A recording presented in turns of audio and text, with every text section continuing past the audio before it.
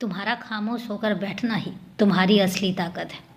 लोगों को ना बोलकर अपनी ताकत का अंदाज़ा बताना पड़ता है, लेकिन तुम्हारी एक खासियत है कि जब तुम बहुत चुप हो जाते हो, जब तुम बहुत शांत हो जाते हो, तो ये समझ लो कि लोगों को शक होने लग जाता है कि तुम्हारे अंदर कुछ ऐसा चल रहा है जो बहुत ही ज़्यादा खतरनाक साबित हो सकता है। इसलिए मैं तुमसे कहता हूँ बार बार कि तुम्हारी खामोशी बहुत बड़ा हलचल पैदा कर सकती है और करती भी है।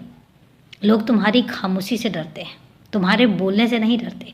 और इसलिए जिस चीज़ से लोगों में फ़र्क पड़ता है, जिस चीज़ से लोगों के अंदर सोचने की शक्ति जागृत होती है, उसी ताकत को आजमा कर रखो और उसी ताकत को बना कर रखो। तुम्हारी खामोशी तुम्हारी बहुत बड़ी ताकत है और इसलिए इसको बर्बाद मत जाने देना।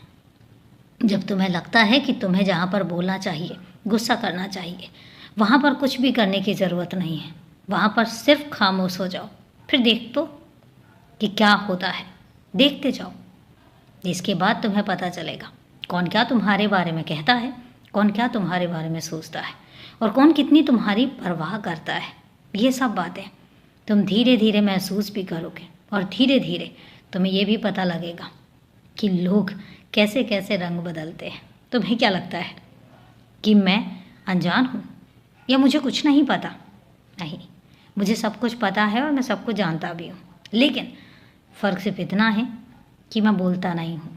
मैं खामोश होकर सिर्फ देखता हूँ और उसके बाद जो कर्म करते हैं उसके हिसाब से मैं उनको परिणाम देता हूँ। तुमसे एक बात कहता हूँ कि आजकल तुम अपने काम को लेकर इतना ज़्यादा शांत क्यों हो गए हो? क्यों ऐसा हो गया है कि तुम्हें अपने काम को सही तरीके से करने में मज़ा नहीं आ रहा है? हो सकता है तुम्हें शायद उसका परिणाम उस तरीके से नहीं मिल रहा है और इसीलिए तुम खामोश से हो गए हो। लेकिन मैं तुमसे कहता हूँ, फिर नए तरीके से शुरुआत करो। तुम्हारी तरक्की, तुम्हारी जीत सब कुछ यहीं पर ही है, इसी में है। बस अपनी मेहनत को जाया मत जाने दो।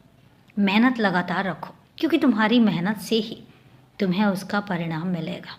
तुम्हारी मेहनत से ही तुम्हें तुम्हारी मंजिल मिलेगी।